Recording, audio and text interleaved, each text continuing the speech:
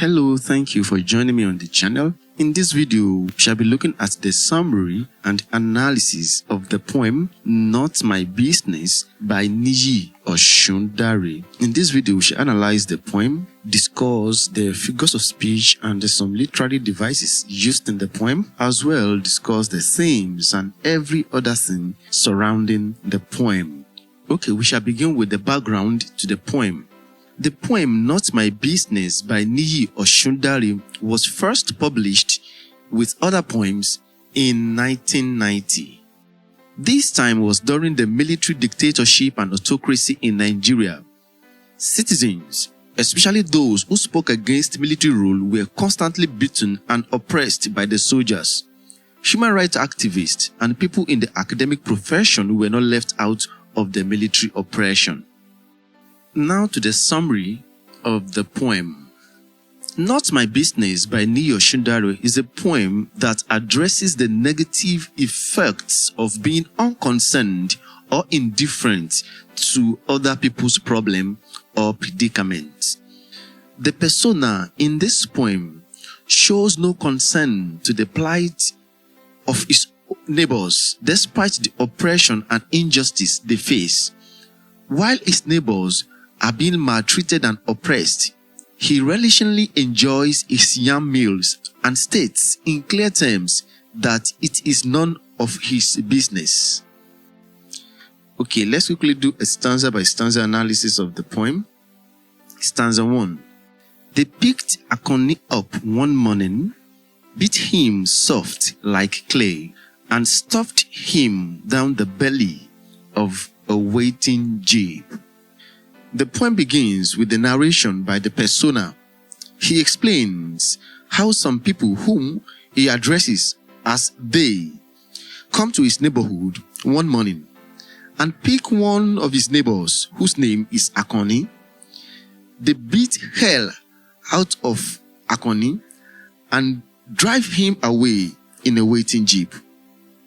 The people who come to beat and abduct Akoni, their names are not mentioned, but the fact that they come in a jeep shows that they are influential people who have access to wealth. In Nigeria, at the time the poem was published, the class of people who have access to such wealth were government officials and their security personnel. Not only that, they stuff Akoni down the belly of a waiting jeep. The word belly is significant in this stanza. This is because whatever goes into the belly is never seen again, at least not in its original form. Stanza 2. What business of mine is it, so long they don't take the yam from my savoring mouth? Despite the fact that the persona witnesses the oppression of Akoni and how he is abducted, the persona does not show any concern or solidarity. He remorselessly declares that it is not his business that Akoni is oppressed and taken away. So far, he is not affected, inasmuch as they do not disturb him or stop him from eating his cherished yam. We must note that the word yam in this stanza is a metaphor for comfort and pleasure. In other words, so far they do not disturb his comforts, anybody can be oppressed. The persona does not show any concern. He is apathy of whatever is going on elsewhere, inasmuch as he is fine, he is good. Stanza 3. They came one night, booted the whole house awake, and dragged Danladi out, then off to a lengthy absence. In this stanza, the persona narrates how the same people come one night and how they wake everyone in the house, kicking them with boots. Danladi is their target. They drag him out and take him away. The word boot is significant in this stanza. The poet uses boots to reveal the identity of the oppressors. Although their names were not mentioned, the word boot shows that they are soldiers in khaki uniforms and boots. Stanza 4. What business of mine is it, so long they don't take the yam from my savoring mouth. Stanza 4 is a refrain of stanza 2. It is a repetition of stanza 2. The persona expresses his indifferent attitude as usual, so long they do not take away his pleasure. He is not concerned about Danlady's predicament. Stanza 5. Chinwe went to work one day, only to find her job was gone. No query, no warning, no probe. Just one neat sack for a stainless record. Stanza 5 takes a slightly different turn, but still a perfect example of oppression. The persona reveals to us how Chinwe is fired at work without committing any offense. She has a perfect record where she works, but without warning, she gets to work one day only to be handed a sack letter. Here, we know that oppression is not limited to the communities, but also extended to offices and other places of work. What business of mine is it, so long they don't take the yam from my savoring mouth? In stanza 6, the persona again expresses his usual indifference. It is none of his business that Chinwe is fired for no reason, inasmuch as he enjoys his yam.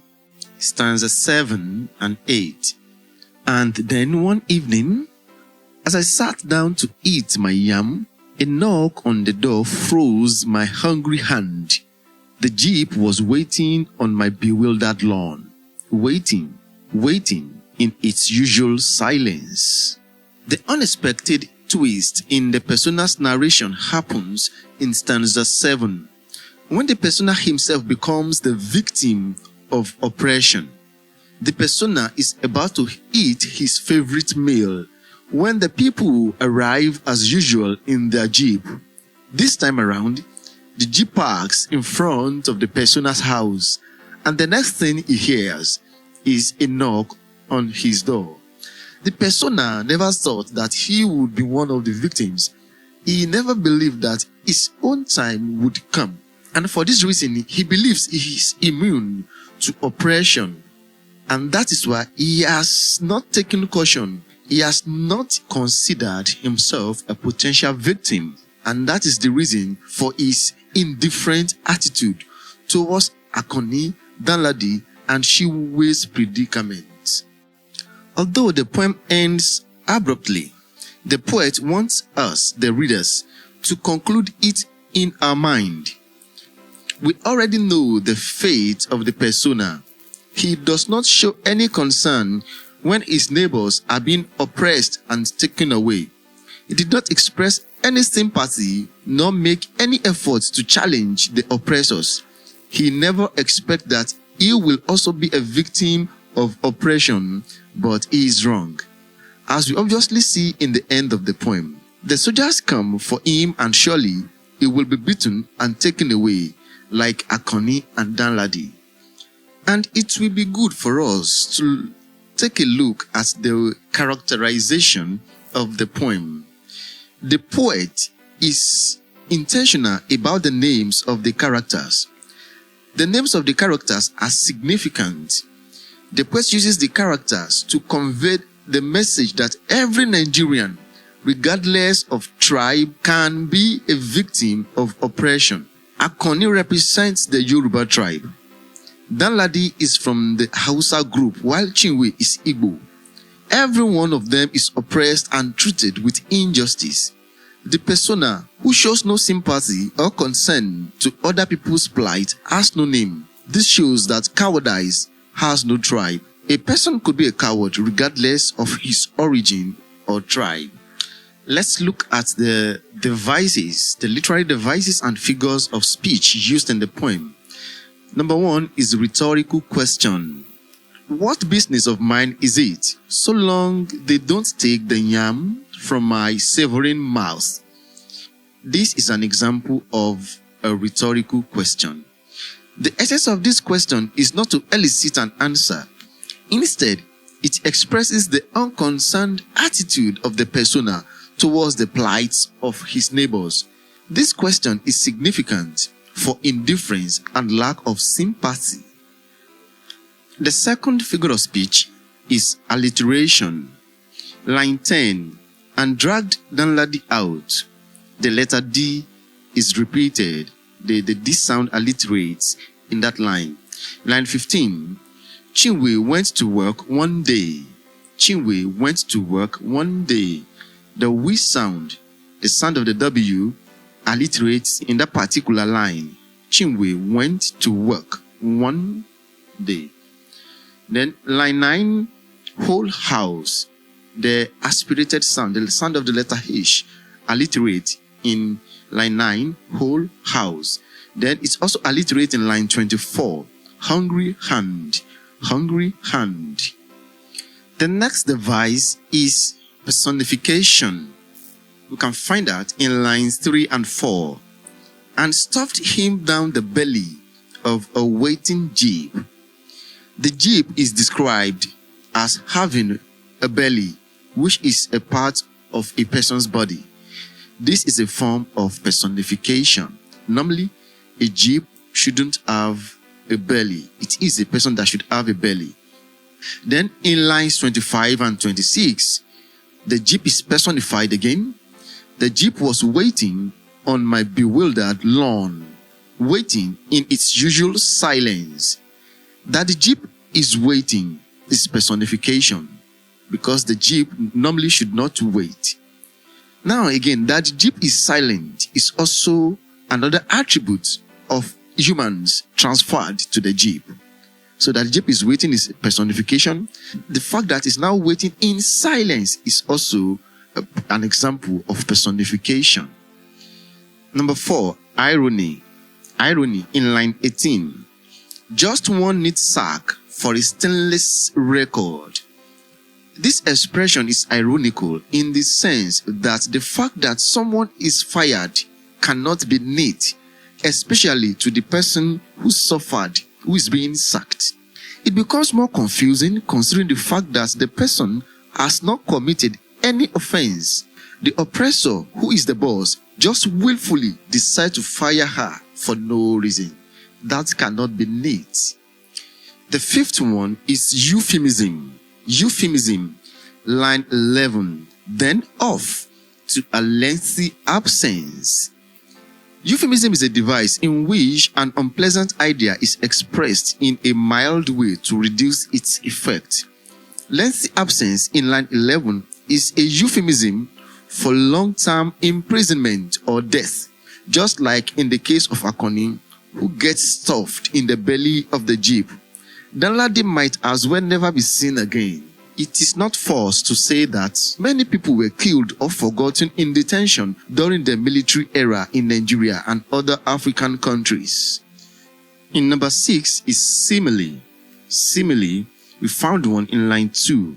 Beat him soft like clay. Beat him soft like clay. Number 7 is metaphor.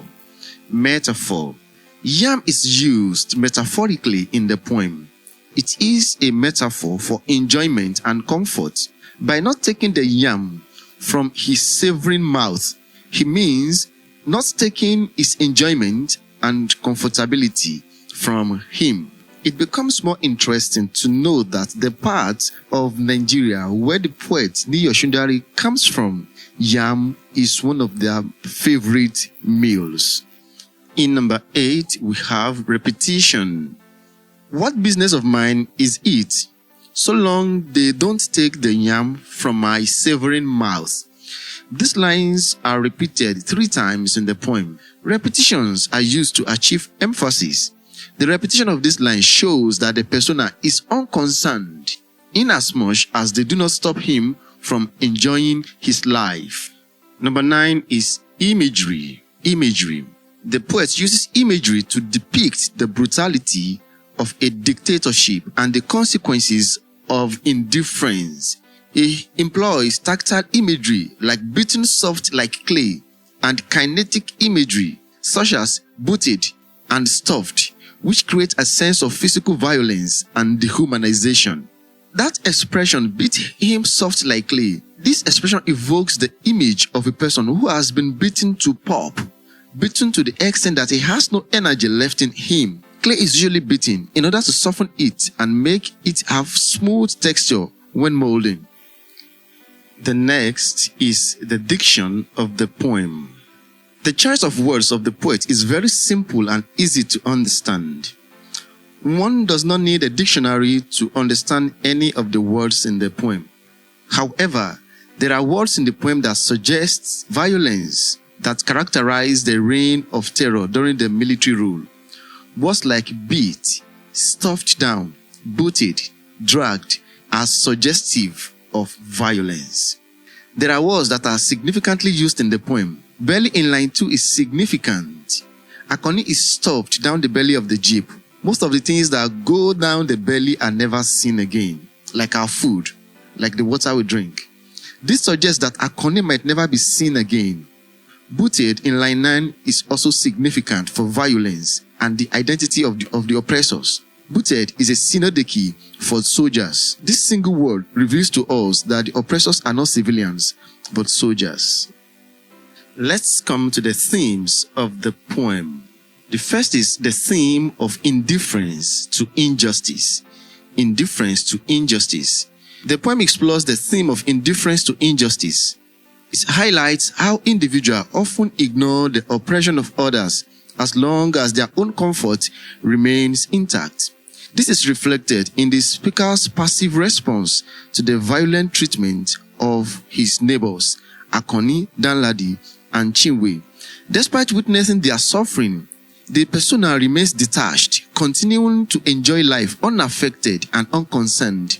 Osundare warns us that such apathy has consequences.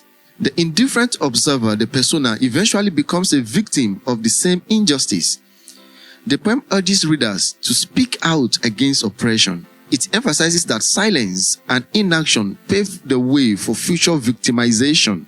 By failing to defend the oppressed, we risk enabling the very forces that may later turn against us. The second theme is the theme of injustice and oppression. The theme of injustice and oppression. Injustice and oppression often overlap, with unjust actions evolving into systemic oppression. Akin and Danladi are treated harshly, and no one tries to defend or rescue them from their oppressors. Chinwe's case is the clearest example of injustice. She is dismissed from her job without any cause despite having a spotless record. Osundare uses characters from Nigeria's major ethnic groups, Hausa, Igbo, and Yoruba, to show that oppression is a national issue, not limited by ethnicity. By leaving the perpetrators unnamed, it suggests that any Nigerian could be responsible or affected. The poem emphasizes that oppression transcends gender, portraying both men and women as victims while keeping the oppressor's gender hidden. Through this, Osundare critiques societal indifference and highlights the widespread nature of injustice in Nigeria, especially during the military regime. The next theme is the theme of tyranny and abuse of power. Tyranny and abuse of power. The theme of tyranny and abuse of power. The poem vividly portrays a society gripped by tyranny, where the ruler exercises absolute power through violence and fear. State machinery is weaponized to suppress opposition, with citizens facing arbitrary arrest, brutal treatment, and unlawful detention. The dictator operates beyond constitutional limits, silencing dissent, and ruling with unchecked authority. The atmosphere is one of oppression, where freedom is crushed and justice is absent. The poem portrays state violence and authoritarian control through the action of unnamed agents, whom we assume to be soldiers. Akoni is beaten soft like clay. Danladi is dragged away, and Chinwe is dismissed without reason. All these are evidences of unchecked power. The anonymity of the perpetrators suggests that oppression is systemic, not limited to individuals. Let's discuss Not My Business as a satire. Not My Business by Niyi Osundare satirizes the dangerous attitude of I don't care, where citizens remain silent when others are oppressed, believing it will not affect them. The poem functions as a satire by mocking the speaker's indifference to injustice. The poem criticizes a mindset of apathy, where individuals, like the persona, believe that they are immune to collective suffering. And the satire lies in the speaker's eventual downfall. The humor in the satirical critique comes from the stark contrast between the speaker's initial smugness and his ultimate fate at the end of the poem, making the poem a powerful warning against such self-serving attitudes. We have come to the end of the video. If you have any question concerning this poem or any aspect of this poem I did not cover in this video, do well to ask in the comment section. I will try my best in providing answers to all your questions. Thank you. See you some another time. Have a nice one. Bye-bye.